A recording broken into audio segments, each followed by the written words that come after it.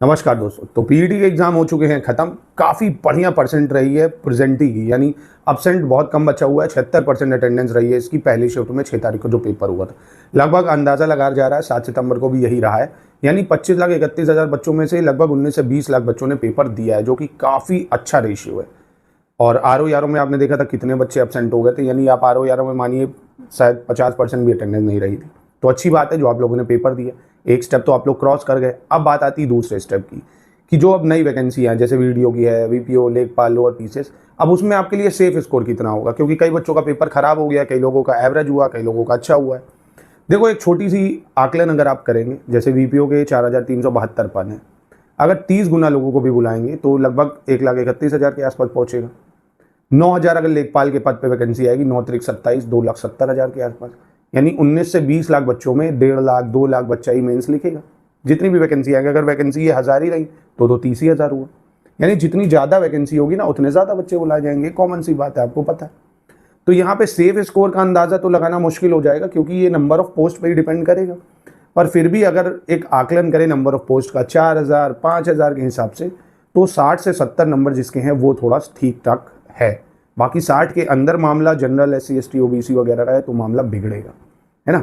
अगर general category है 60 number तक, SC ST OBC अब 50 55 60 नंबर एक सेफ स्कोर है। उसके नीचे 60 के नीचे तो बहुत ही ज़्यादा मुश्किल हो जाएगी, क्योंकि बच्चा काफ़ी ज़्यादा है जो पेपर दिए और नंबर ऑफ पोस्ट आप जानते हैं कम आएगी।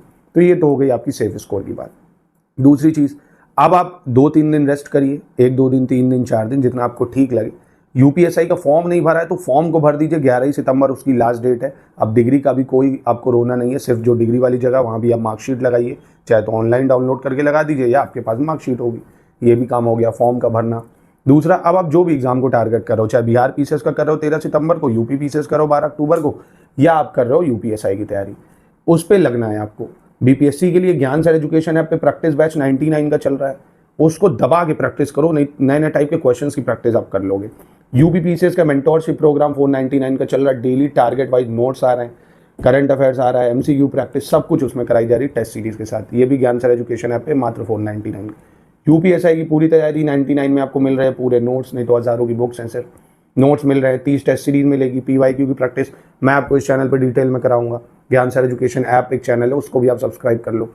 तो जिस भी एग्जाम को टारगेट कर रहे हो आप उसमें बैठो, अपनी रणनीति बनाओ, डेली टारगेट बनाओ, खाली मत बैठो, अपने समय को बर्बाद मत करो। कुछ भी करो पर समय बर्बाद नहीं होना चाहिए। जैसे आप खाली हो तो आप कुछ और कर लो भाई, जिम में चले जाओ, है ना, थोड़ा आपका माइंड फ्रेश रहेगा। मंदिर चले जाओ, जिम चले जाओ, नशा मत करो यार, लड़कियों से बातें कर रहे हो, घंटों टाइम बर्बाद कर रहे हो, गर्लफ्रेंड, दूर रहो इन सब चीज़ों से। सिर्फ अपने पे फोकस करो जिससे आपका अपलिफ्टमेंट हो। कोई स्किल सीख लो, शेयर मार्केट सीख लो, ट्रेडिंग सीख लो, स्किल कुछ भी सीखो, खाली मत अपना समय बर्बाद करो, पढ़ाई पे फोकस करो। अपना एक सिंपल मोटो बना लो यार, 8-8-8 का, 8 घंटे सोना है, 8 घंटे काम करना, 8 घंटे पढ़ना है, सब हो जाएगा आपका। किसी से कुछ मांगने की जरूरत नहीं आपको पड़ेगी। और स्टडी फॉर सिविल सर्विसेज को बस लगातार फॉलो करिए रिलीजियसली। एक एक चीज़ आपको वहाँ कराई जाती है, जो दुनिया बहकाती। देखो, जो सेलेक्ट हो जाता है बच्चा वो क्या ज्ञान पेलता है, कोचिंग से कुछ नहीं होता है। और पहले खुद ही उस कोचिंग से पढ़ते थे, वो पहले खुद ही कोचिंगों में पढ़ेंगे, हेल्प लेंगे। कोचिंग आपका काम क्या करती है, आसान कर देती है। अब हमारी टीम में 100-200 लोग हैं, कोई करंट अफेयर्स को दे रहा है आपको, कोई टेस्ट को दे रहा है आपको, है ना, कोई क्विज तैयार कर रहा है, कोई कॉन्सेप्ट निकाल रहा है, कोई फैक्ट्स निकाल रहा है।